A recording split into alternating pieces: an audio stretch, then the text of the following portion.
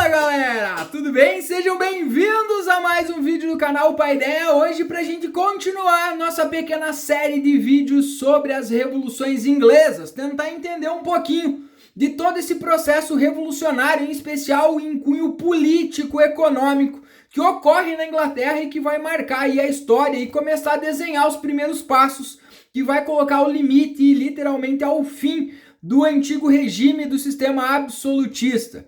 Então, no vídeo passado a gente tentou entender um pouquinho das grandes contradições do período da Idade Moderna, dessa transição da Idade Média para a Idade Moderna, que são fatores políticos, econômicos, sociais e culturais fundamentais para entender como que as revoluções inglesas literalmente acontecem a partir desse momento.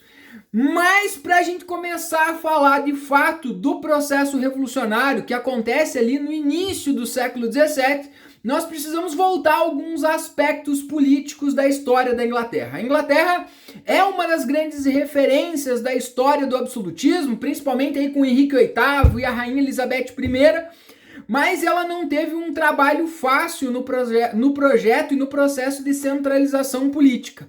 Lembrando que a Inglaterra é considerada, o país palco da primeira Constituição moderna, já que nessa tentativa dos reis ingleses de centralizar o poder, lá na metade do século XIII nós vamos ter aí uma transição conturbada e algumas disputas políticas, conflitos militares, que vai fazer um rei inglês chamado João Sem Terra a ser obrigado pelo Grande Conselho a assinar um documento em 1215 chamado de Carta Magna. Esse Grande Conselho também, pouco tempo depois, vai acabar dando origem ao parlamento inglês.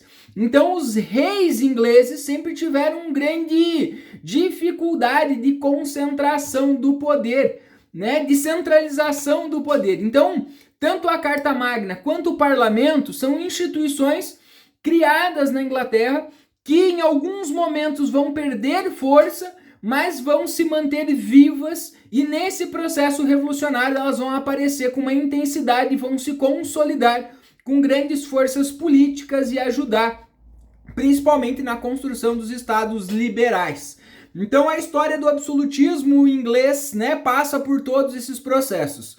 O absolutismo inglês ele chega no seu auge, ou consideramos o auge do absolutismo inglês durante a dinastia Tudor, em especial com dois grandes governantes, dois grandes reis. O Henrique VIII, que conseguiu romper as relações aí durante o contexto da reforma religiosa, romper as relações com a igreja católica e criar a própria igreja na Inglaterra, a igreja anglicana. Mas quem consolida a estrutura da igreja, o poder também político da figura do rei religioso é uma das suas filhas, a Rainha Elizabeth. Nesse contexto do governo da Elizabeth, entre 1558 e 1603, a Inglaterra também vive um momento áureo de prosperidade, principalmente no comércio marítimo, que consolida o poder econômico da Inglaterra. Então, o fato da criação, estruturação da igreja anglicana e uma grande prosperidade econômica faz com que o poder real na Inglaterra, nesse momento, chegue ao seu auge de centralização. Conseguem submeter o parlamento, basicamente o fato do rei concentrar o poder político e religioso neste momento da história faz com que ele tenha uma influência muito maior sobre as pessoas, sobre os processos políticos, econômicos, culturais.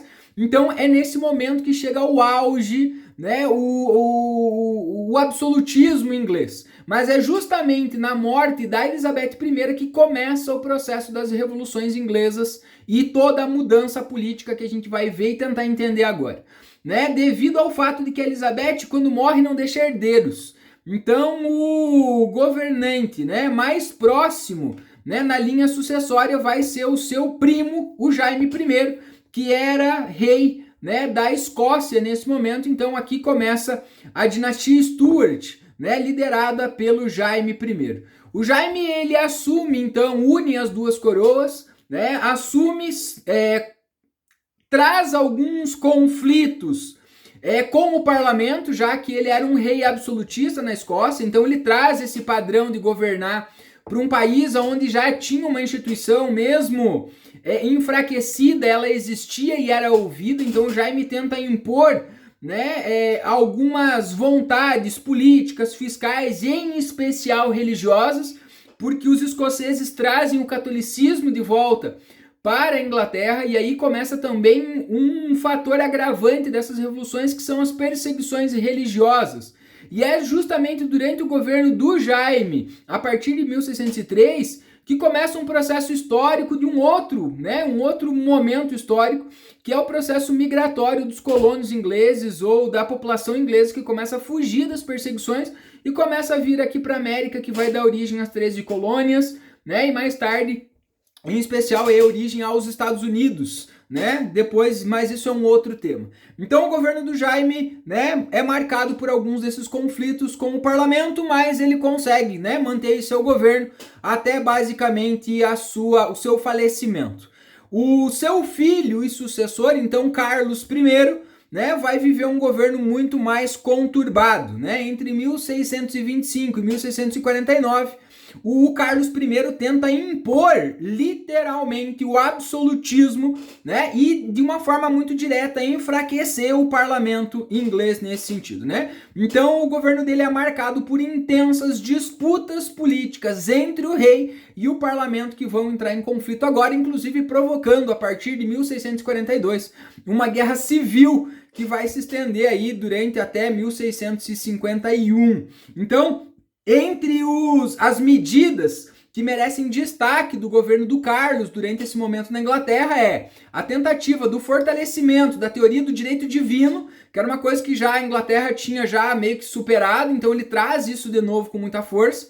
O aumento de impostos sem aprovação do parlamento, então desde do Grande Conselho, lá em 1215, o parlamento tinha que ser consultado quando o rei queria aumentar ou criar novos impostos. Então ele tenta impor essa aprovação sem o consentimento do parlamento, que vai causar uma oposição muito grande, principalmente dos deputados ligados aos interesses da burguesia e da nobreza mais progressista, que já vivia essa mentalidade e já vivia essa expansão comercial marítima, né?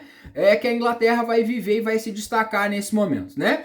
Também num plano fiscal, o Carlos I tenta impor e estender uma lei criada na Inglaterra chamada Ship Money, que era uma lei criada nas cidades litorâneas para o fortalecimento e financiamento da marinha inglesa. Mas era só as cidades litorâneas que pagavam esse imposto. Então ele tenta estender para todo mundo pagar esse imposto, o que vai causar uma certa indignação na população inglesa. E isso vai fazer com que em 1628 o parlamento elabore então uma petição de direitos que obriga o Carlos a assinar para que ele não tenha mais essas medidas autoritárias. Então que ele tenha que consultar o parlamento quando ele queira criar novos impostos ou aumentar os impostos. Isso vai fazer com que em 1629 o Carlos decida então dissolver e fechar o parlamento. O parlamento inglês fica fechado durante 10 anos. Em 1640, a situação da Inglaterra não era muito boa e o Carlos começa a ter problemas com a Escócia, que começa a viver aí revoltas religiosas, mas o Carlos não tem o controle do exército e ele precisa de dinheiro para financiar o exército e o controle do exército. Então ele decide reconvocar o parlamento, tá, para obter um aumento dos impostos e da arrecadação do Estado e também a formação de um exército para conter essas rebeliões que aconteciam aí no território que cabia então aí à Inglaterra, né? Então, diante dessa recusa, o parlamento é convocado, mas os parlamentares não aceitam as propostas do Carlos, tá? Então, vários parlamentares colocam-se contra, principalmente aqueles ligados aos interesses da burguesia e dessa nobreza progressista, o que vai fazer com que o Carlos ordene a prisão desses líderes políticos ligados aos interesses da burguesia.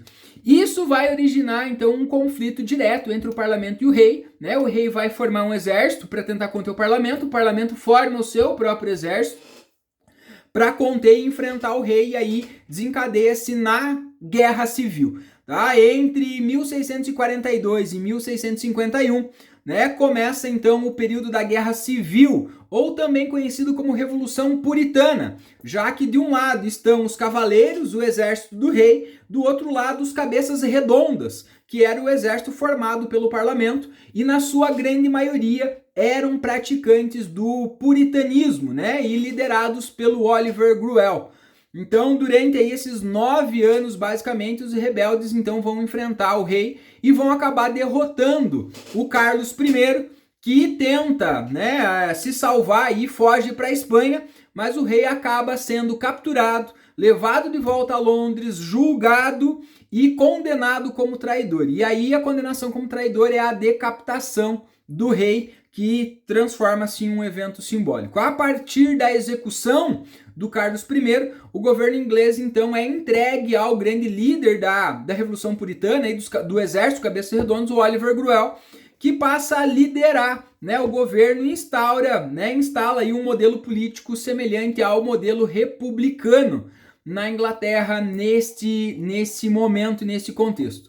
Então a Revolução Puritana, ela vai trazer um elemento extremamente importante para a história das revoluções inglesas, que é um elemento, um ingrediente a mais de intensificação, que é as questões religiosas, né? Então, durante o governo do Carlos I, ele é marcado pelas disputas políticas, né? Mas principalmente com este fundo religioso, né? Porque o Carlos, ele vai tentar conter e limitar o anglicanismo nesse momento.